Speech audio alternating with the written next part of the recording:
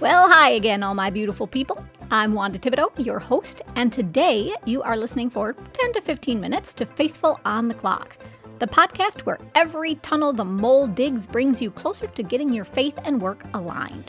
On today's show, it's a little bit more of a serious topic because we're looking at all the chaos in the world and how to keep working well through all of it. I know some of you are right in the middle of that, so let's get started.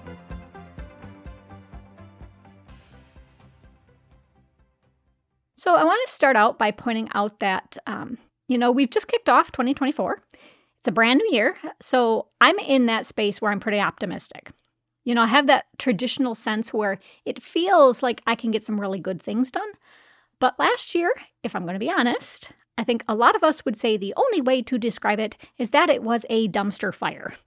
And unfortunately, I think maybe we've had a few of those fires in a row now when you think about coming out of the pandemic and all of that. No matter where you stand politically, there was the war in Ukraine, then the war in Gaza and Israel. We still don't have this whole climate thing figured out. People are still struggling with inflation costs, just trying to buy food and pay rent. And then, of course, there are tons of people who are getting laid off or are switching jobs because of layoffs or AI or all kinds of company decisions, right? So can we just start off the show by acknowledging all of that? Because I really do think that all of that carries an enormous mental and emotional load. And I think if we're dismissive of that, if we just take this toxic positivity attitude and try to pretend like those things aren't hurting us, I think that's really damaging. Because as any psychologist is going to tell you, you can't deal with things you don't acknowledge, right? If you pretend like it's not messing with you, there's always going to be this anxiety there underneath the surface, the stress. And that's going to affect you in just about every area of your life, including your work. So I really do think, especially in cultures like ours here in the United States, we have to be better about being honest about what our circumstances are, what we're feeling and going through, because it really does influence both the results we get and the well-being we have overall. So the first thing I want to recommend is that when we look at all of this, it is a lot, right? But I think all of us are going to have some issues that are more frustrating or sad or stressful than others.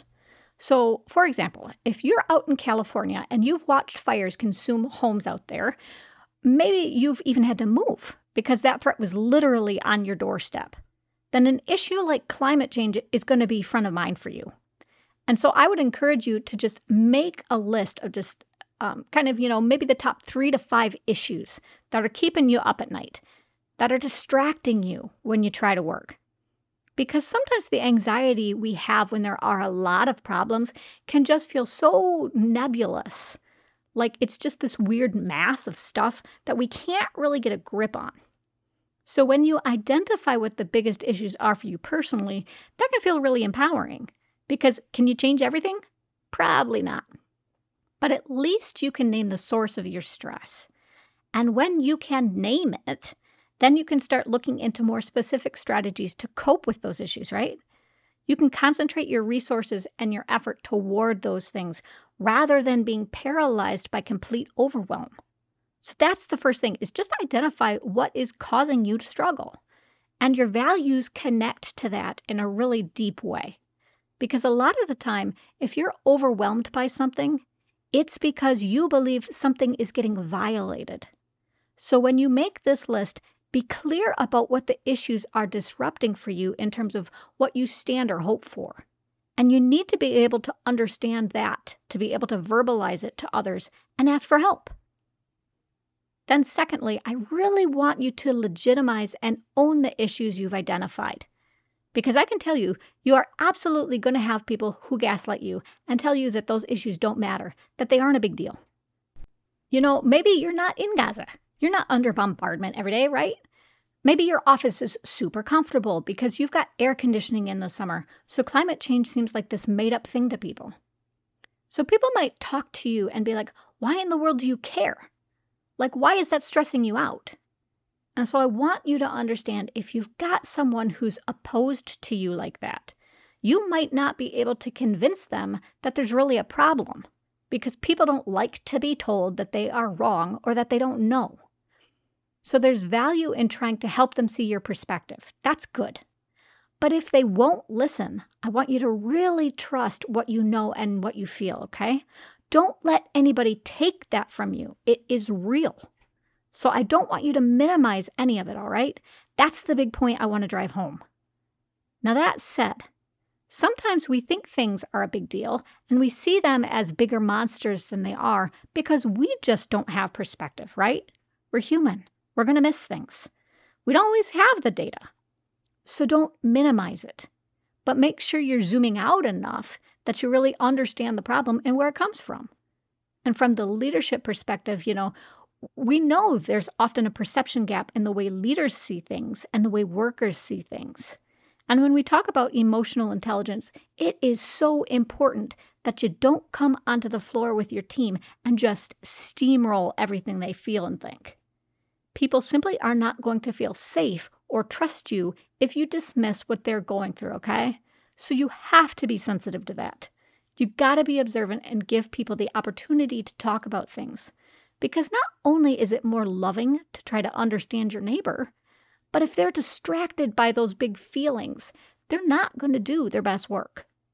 And in a general sense, I don't want us to be comparing ourselves to anybody else. It's really easy if nobody in your office has been through what you've been through to start thinking that maybe your experience doesn't matter.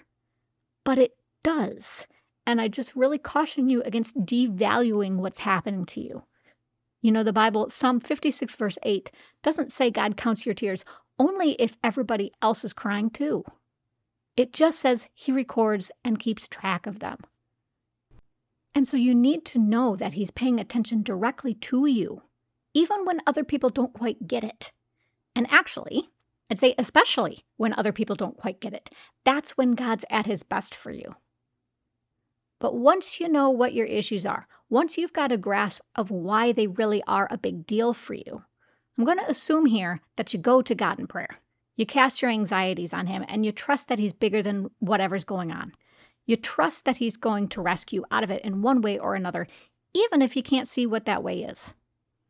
But from an everyday standpoint, there are other strategies that can help ground you. And I think the first thing I think is really effective is to find some way to take action on the issues you're struggling with. Maybe that's, you go volunteer. Maybe you go get a book from your library so you can learn more about the history or science of the problem. Or maybe you go to your boss or your team and you say, hey, this is an issue I feel deeply about. Could we start a group that meets after work about it? Or could we set up some kind of event in the community together? But you're learning and advocating. And the reason this is so important is they've done studies now connected to trauma.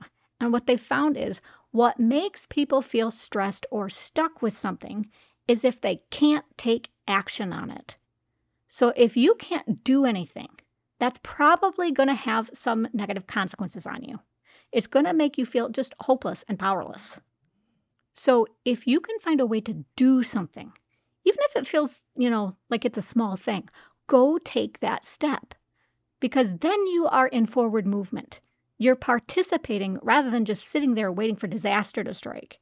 And that's really critical when you think about just maintaining some sense of control. We can't control everything. But when we take control over the things that we can, there's something about that process that gives us back our sense of agency and keeps us from getting desperate. Now, connected to this idea of action, I want you to come up with one or two if-then statements around the most likely scenarios with the issues you have. So, for example, you might say, if my company downsizes my department, then I will X. Whatever your plan is. So I don't want you to catastrophize down the alphabet, right? But I want you to have just a few contingency plans in your head or set up. Because then again, it feels less out of control. You know you can do something. And as professionals, I think we're pretty good at that. That's just par for the course when it comes to risk management and all that, isn't it? But as part of this, I want you to deliberately acknowledge that. Because God is with you and you're in his image, you absolutely have the strength to address things in the moment. You can't know the future. Only God knows that. But you can trust in your ability to meet that future head on and get through it with his help, right? See, the one thing that I've had to learn the hard way is that there are only so many contingency plans you can make. Anybody who's watched news headlines or watched stock charts knows that, and how quickly things can change from what you thought was going to happen. So at some point, after you've addressed the most likely scenarios, you got to just hand it to them. You got to just remember where you came from and tell yourself, you know what? I can be flexible. I have the capacity to learn and adapt and do things differently. And that's a gift from God that's going to get me through no matter where this issue goes. And when you can trust in that ability to problem solve in real time, that's going to massively improve your confidence. So then that leads me to the next thing, which is make sure you are staying in the present moment.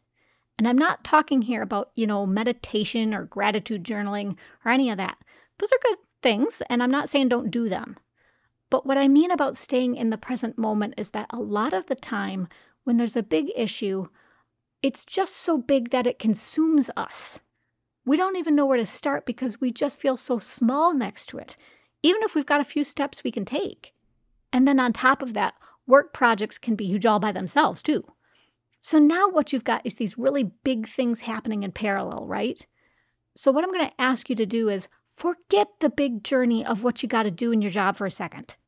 Because when you combine it with all the other stuff you're carrying, it can be too much. So, let's say you've got to move 18 tons of rock. Well, can you carry 18 tons of rock in one go? Probably not. But can you pick up one rock and carry that? Sure you can. So you might know that there are 18 points in the project left and that it's going to take 6 months to wrap up. But you don't have to do 18 points today. You don't have to worry about 6 months in one day. All you've got to do is make your call today, or you get that report printed and emailed, or whatever the immediate task is. And you just focus on that, nothing else. Because remember, that whole idea of worrying, not adding time to your life that Jesus talks about in Luke 12, it's true. It's not going to help you to worry. But what you can do is do the job God gave you for today. So think about Joshua going around the city of Jericho. I like that story a lot. He went around the city 7 times in a day. Then he stopped. He didn't do more than that. He wasn't like, oh, I'd better go around and pad this a little bit just in case. And the next day he did another set like God told him to. And he just persisted that way. He got up every day and focused on the one thing he could do. And at the end of it, well, the walls of Jericho crumbled for him the way God told him they would. Now, you might not know when the walls of your issue are going to crumble, and that's hard. I'm not going to lie there. But whatever it is that's on the agenda for today, you just tackle that and ask yourself if that's the best work you can do on it. That's all you got to do, because I promise you, time is going to pass on its own. The best we can do is just follow God in it. Now, if you focus on your immediate tasks, that doesn't make the big issue outside of work go away, right? Like doing that spreadsheet doesn't solve world hunger. So you need to remember that all of those feelings and thoughts about that big issue, they're still there. You haven't really resolved them. So you have to make sure that you're setting some time aside to put them front and center. We can't just bury it all and expect to feel better. And this is just compartmentalization. We take the issue and we acknowledge it. We say, yeah, that's a doozy. But you give it a specific time and place to be dealt with. And then you pull it out when you can give it your full attention. Because otherwise, what happens? Your brain is trying to solve it in the middle of your meeting, or your brain keeps getting distracted with it every time someone asks you to handle something. The only way to ensure it's not going to pop up when you don't want it to pop up is to ensure that when it's appropriate, you're giving it that undivided attention. Now, I will concede that there are times when maybe that issue gets so big, you just need to take a break. As an American, I can tell you when 9/11 happened, everybody in the entire country stopped. There was no way any of us could compartmentalize that. So even though we can't just drop everything at the office every single day on a whim, you do have to acknowledge what your limits are. There has to be some conversations about it, and I think we need to be compassionate enough when someone is really struggling to give them a little breathing room and to ask for it when you need it. And it's really important to understand that everybody's tolerance level is different within that. Next, see your work and the chaos of the world as independent issues. If your company or career aspiration mattered yesterday, that doesn't necessarily mean it doesn't matter today just because something else is going on in the world. If it was inherently good yesterday, it's inherently good today too. And I think sometimes when there's something big happening, we do comparisons, right? We start to say, well, because of this other big thing, I have to suddenly not care about this work that's been important to me or that has real purpose. And that's not the case. You can still care about good work. And in fact, I think when you have something like that to work for, something that can ground you, it can keep you from feeling like everything is just, Dorothy's giant tornado. You have this small chunk of your life that is still constant. And don't make a mistake, okay? Sometimes it can take a whole lot of courage to get up every day and live a simple life someone else doesn't want you to live. There's a quiet resistance in that to say that you don't have to let someone else's big issue become your big issue. So like I talked about in episode 86, right? We got to have good boundaries. You got to be able to know what's yours to take on and what isn't. My last tip for you, limit your social media and news outlet consumption. I'm not saying don't use those, okay? I want you to stay informed. But the idea is be intentional. You decide when to take in the headlines. You decide when to read about what's going on so that when you do log on, you're in a mental state where you can really think and make good decisions about what you're exposed to and learn. So that's the episode for today, everybody. And to close out, I just want to encourage us all, we don't live in an easy world. There really is a lot of stuff going on. So I'm just going to ask you to reach out and pay attention. If you need prayer on something, if there's something weighing on you in the world, or if you see somebody who seems to be taking something that's going on pretty hard, would you just reach out? You don't have to carry this stuff all alone, and it's part of our service as Christians that we help those around us. With that being said, let's take a moment to pray. Lord, you know the world is not healthy right now. And there are a lot of people who are just so worried. People who are convinced that it's all a sign that you've got your back to us. And Lord, I can't know what your timing is going to be, but I do know that you are with us no matter what shape the world is in. So until you do come back, Lord, I pray that we can take strength in that and knowing that you've got it under control for us. In Jesus' name, I pray. Amen. That's a wrap, folks, as they say in show business. I'll leave you there, but before I do, I just want to invite you all to visit faithfulontheclock.captivate.fm. That's our main podcast website, and if you haven't done it already, would you please subscribe to the show? That really helps me stay connected, and I also want to invite you to take part in our weekly Challenge Me Monday Bible studies. I give you a scripture verse and a challenge to go with it, and then on Thursday evening, we meet over Zoom to have some fellowship. Those challenge videos are always featured on my LinkedIn profile, so I'll leave a link to that in the show notes. Next episode, we'll be chatting about something that's a little controversial, which is outsourcing. When should companies do it, and when should they back off? And what do you do if you find out your company is going to outsource? Join me for that, and until then, be blessed.